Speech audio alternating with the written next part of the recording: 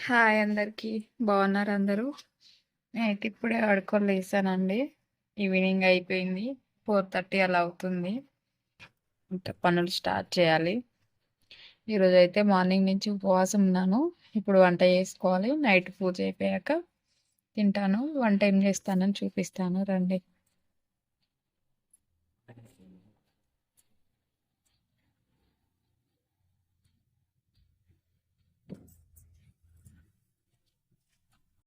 పిల్లలకైతే పాలు పెట్టేశాను. నాకైతే టీ పెట్టుకున్నాను. బ్రౌన్ రైస్ అయితే తీసుకున్నాను నేను. రైస్ అయితే కడుక్కున్నాను. 2 టైమ్స్ వాష్ చేసుకొని వాటర్ వేసేసి పెట్టుకున్నాను. ఎందుకంటే నా పని అయిపోయి పూజ అయిపోయే వరకు మంచి నాని తొందరగా అయిపోతుంది అని చెప్పేసి. ఇదిగోండి టీ అయితే అయింది. టీ పోసి పక్కన పెట్టుకున్నాను. నైట్ కర్రీ కోసం అయితే పప్పు తీసుకున్నాను. పప్పు బుడంకాయ వేసి వండుదామని పప్పు కూడా కడిగి పెట్టుకుంటున్నాను. పప్పు అయితే కడుగుతున్నాను.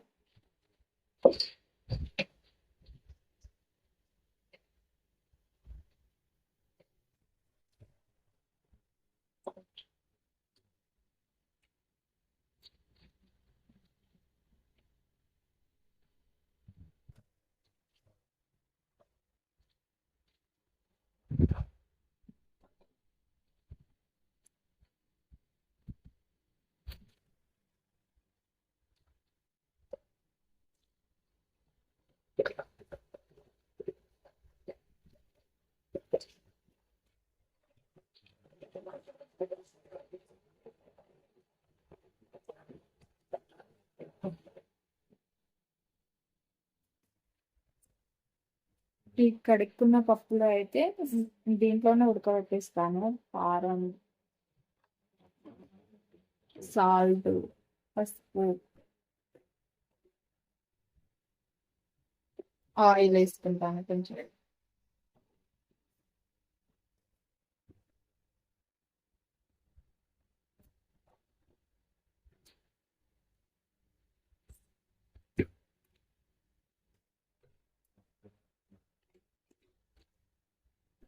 ఇలాగే కొద్దిసేపు నానబెట్టేస్తాను.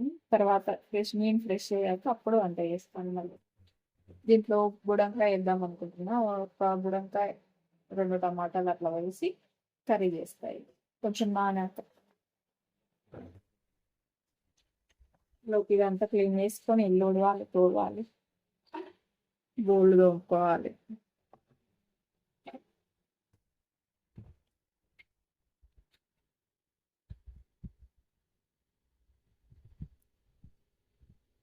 నేనైతే ఇక అంత వేడి వేడి తాగలేను. అందుకే ఒక 5 మినిట్స్ అట్లా పోసి పెట్టుకొని ఆ తర్వాత తాగుతాను.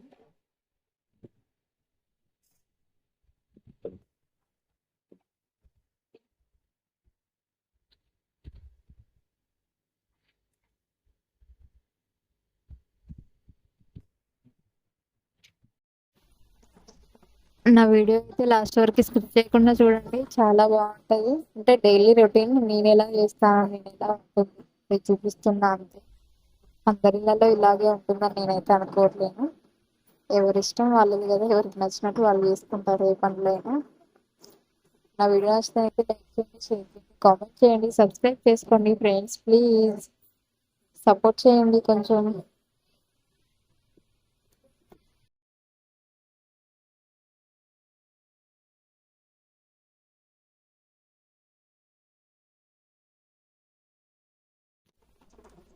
ఇంట్లో పిల్లలు ఉంటే అయితే ఏ పని చేయలేరు కదా. వాళ్ళు లేనప్పుడే నేనైతే ఫాస్ట్గా చేసేసుకుంటాను. వాళ్ళు వచ్చే వరకు నా పనులన్నీ కంప్లీట్ చేసుకుంటాను. ఎందుకంటే మళ్ళీ వాళ్ళు వచ్చాక వాళ్ళ పనులు చూడాలి, ఈ పనులు చేయాలంటే చాలా కష్టమైపోయింది. అందుకే వాళ్ళు ట్యూషన్ పంపించాక అప్పుడు నేను బలంగా చేసేసుకుంటాను. వాళ్ళు వచ్చే వరకు అన్ని కంప్లీట్ చేసేసుకొని ఫుడ్ రెడీ చేసి పెట్టుకుంటాను. బోల్డ్ అవ్వడం అయితే కంప్లీట్ అయిపోయింది. ఇవి హాట్ వాటర్ పెట్టుకుంటున్నాను నానబెట్టడం కోసం. కొంచెం హాట్ అయితే చాలా అండి. అవి బాగా హాట్ అయితే మొత్తం ముక్కలు ముక్కలు అయిపోతుంది. కొంచెం నార్మల్ వేడి కాగానే మిల్లిమేకర్ అందులో వేసి నానబెట్టుకుంటే చాలు ఒక 10 మినిట్స్. ఆ మిల్లిమేకర్ నానే లోపు అయితే టీ తాగుతున్నాను. టీ చేస్తేనే అంత వేడివేడిగా తాగలేను. మళ్ళీ కుండలో చేస్తే ఏంటంటే తొందరగా చల్లారట్లేదు, బాగా హీట్ ఉంటుంది. అందుకని ఒక 5 మినిట్స్ అట్లా పక్కన పెట్టేశాను. ఇల్లు అయితే ఊడ్చుకున్నాను. తర్వాత ఈ బట్టలు తీసుకొచ్చి అయితే ఇక్కడ వేసేసాను. తర్వాత పని అయిపోయాక అప్పుడు నిమ్మలంగా కూర్చొని మడత పెట్టేద్దామని పక్కకైతే పెట్టేశాను. ఈ బౌల్ తీసుకొని అయితే బయటికి వస్తున్నాను, ఎందుకంటే పప్పులో వేయడానికి ఆకుకూరలు కనిపించాయి ఇక్కడ. అవి సపరేట్గా వండే అంత లేదు మళ్ళా, అందుకని తెంపేసి పప్పులో వేద్దాం కడిగేసి అన్నట్టుగా తీసుకొని వచ్చాను.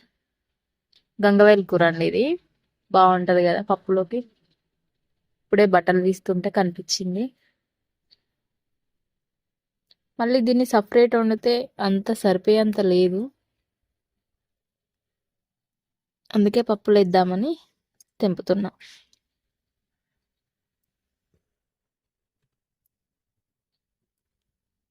కరివేపాకు చెట్టు చూడండి ఎంత బాగుంది, అంటే మంచిగా వచ్చింది కరివేపాకు. ఇక్కడ ఒకటి, ఇక్కడ ఒకటి, ఇంకొకటి ఉంది, అది కూడా చూపిస్తానండి.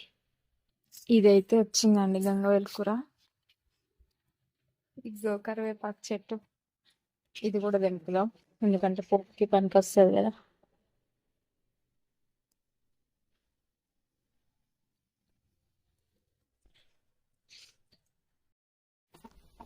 ఆకుకూర తెంపాను కదా, అదైతే కడిగేసి పక్కన పెట్టాను ఒక 5 మినిట్స్, నీళ్ళు అన్నీ ఆరిపోయాక అప్పుడు కోసేసి ఇందాక నానబెట్టుకున్నాను కదా పప్పు, దాంట్లో వేసేస్తున్నాను.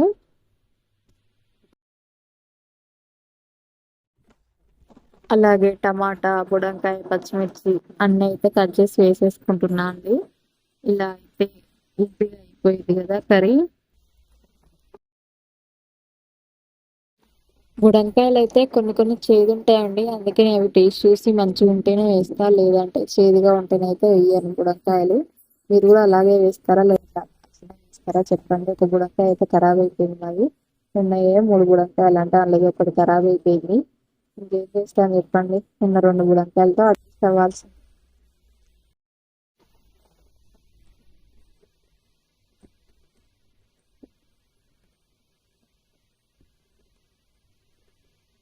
మిల్ మేకర్ ఇందాక నానబెట్టుకున్నాను కదండి, అవి కూడా వాటర్ తీసేసుకొని ఇట్లా జల్లి గిన్నెలో వేసేసుకుంటున్నాను. ఎందుకంటే ఇంకేమైనా వాటర్ ఉన్నా కూడా వెళ్ళిపోతాయని చెప్పేసి. నీ కూర వండే టైం కొంచెం పొడి పొడిగా వస్తుంది ఫ్రై కోసం కదా, అందుకే ఇలా తీసేసి పక్కన పెట్టుకుంటున్నాను.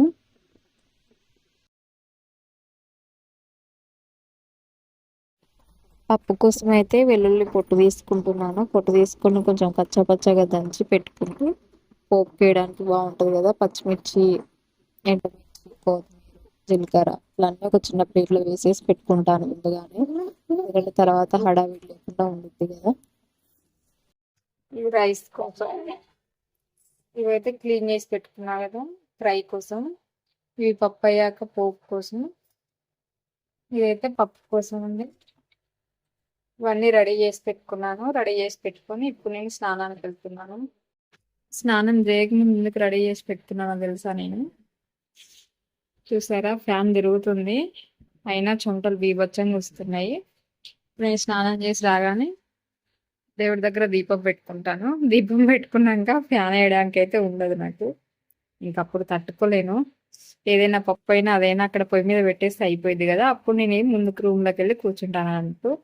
అందుకోసమే ముందుగా రెడీ చేసి పెట్టుకొని వెళ్తా, ఓకేనా. వాటర్ అయితే పెట్టుకున్నాను, అవి హీట్ అయ్యేలోపు అయితే బట్టలు మార్చేసుకున్నాను. నేనైతే ఫ్రెష్ అప్ అయ్యి వచ్చేసానండి దేవుడి దగ్గరికి. మార్నింగ్ పెడతాను కాబట్టి ఈవినింగ్ అంతా సర్దడమే ఉండదు. మార్నింగ్ అయితే పూలు తీసేసి పూలు మార్చి అట్లా ఉంటుంది కదా, ఈవినింగ్ కాబట్టి అంత ఎక్కువ వర్క్ ఏమి ఉండదు దేవుడి దగ్గర. ఓన్లీ వచ్చి రాగానే వత్తులు మార్చేసుకొని దీపం పెట్టేయడం అండి. దీపం పెట్టుకున్నాక అయితే వంట స్టార్ట్ చేసేస్తాను ఇంకా చూడండి అప్పుడు నా బాధ ఎలా ఉంటుందో నేనైతే ఊహించలేను కూడా, ఎందుకంటే ఫ్యాన్ ఉండదు కదా. ఫ్యాన్ ఉంటేనే నాకు పని అయ్యిద్ది, లేదంటేనైతే 10 నిమిషాలు అయ్యే పని 1 అవర్ పట్టిద్ది. అంత ఇరిటేటింగ్గా ఉండిద్ది చెమటలకి. అందుకే నైటీ వేసేసుకున్నాను. ఇంకా ఈ నైటీ అంటే నైటీ వేసుకొని పూజ చేస్తున్నా అనుకోవచ్చు. ఈ నైటీ అయితే ఓన్లీ నేను దీపం పెట్టే రోజు మాత్రమే వాడతాను, మళ్ళీ మిగతా ఎప్పుడు వాడను. నీసు ఇట్లా అంటే ఎగ్, చికెన్, మటన్ అట్లాంటప్పుడు ఎప్పుడు యూజ్ చేయనిది. రైస్ పెట్టేసుకున్నాను, పప్పు పెట్టుకున్నాను. చూడండి 5 మినిట్స్కి ఎలా అయిపోయిందో. అంత ఇరిటేటింగ్గా ఉండిద్ది. అంటే తెలియని వాళ్ళకి ఏమనిపిస్తుంది అంటే ఊరికే నైట్ చేసుకుంటుంది, ఏమి ఉండదు ఈమెకి అంటే అంత ఎగతాళిగా మాట్లాడతారు. కానీ అది అనుభవించే వాళ్ళకే తెలుస్తుంది కదా ఆ బాధ ఎట్లా ఉంటుందో అని చెప్పేసి. చూడండి 5 మినిట్స్లో నాకైతే టవల్ తడిసిపోయేంత చెమటలు వచ్చేస్తాయి. పప్పు అయిపోయింది. పప్పు అయ్యాక అప్పడాలు వేయించుకున్నాను. రైస్ కూడా అయిపోయింది. పప్పు పోపు చేసుకుని ఇంకా మిల్ మేకర్ ఫ్రై చేసుకుంటే వంట పని అయిపోయిద్ది. హ్యాపీగా వెళ్ళి ఫ్యాన్ కింద కూర్చేసుకోవచ్చు నేను. పప్పు అయితే పోపు పెట్టుకుంటున్నాను. ఆయిల్ వేసేసుకొని జీలకర్ర, పోపు గింజలు, ఎల్లిగడ్డ, పచ్చిమిర్చి, ఎండుమిర్చి అన్నీ వేసి వేయించేసుకొని అన్నీ వేగాక లాస్ట్లో ఇంగువ వేసుకుంటే ఆ టేస్టే వేరే లెవెల్ ఉంటుంది కదా. అప్పుడు పప్పులో వేసేస్తే చాలా బాగుంటుందండి టేస్ట్ అయితే. ఇంగువ వేసాక పప్పులో ఇంగువ వేసేసి పప్పులో కలిపేసుకోవడమే పోపు. ఇంకా ఈ పప్పు, రైస్, అప్పడాలు అయితే అయిపోయాయి. ఓన్లీ మిల్ మేకర్ మాత్రం ఫ్రై అవుతుంది పొయ్యి మీద. అది ఫ్రై అయిందంటే ఇంకా తినేయడమే. 8 అవుతుంది కదా. ఈ వంట అయ్యేలోపు ఇంకా మా పిల్లలు కూడా వచ్చేస్తారు. ఇలా అనుకున్నానో లేదో అలాగా ప్రత్యక్షమయ్యారు మా పిల్లలైతే. ట్యూషన్ నుంచి వచ్చేసారు. చూడండి వచ్చి రాగానే టీవీ పెట్టుకొని కూర్చుంటారు. వంట అయితే అయిపోయింది. చూడండి ఇది మా డిన్నర్. మీ డిన్నర్ ఏం చేశారో కామెంట్ చేయండి మాకు. Bye bye.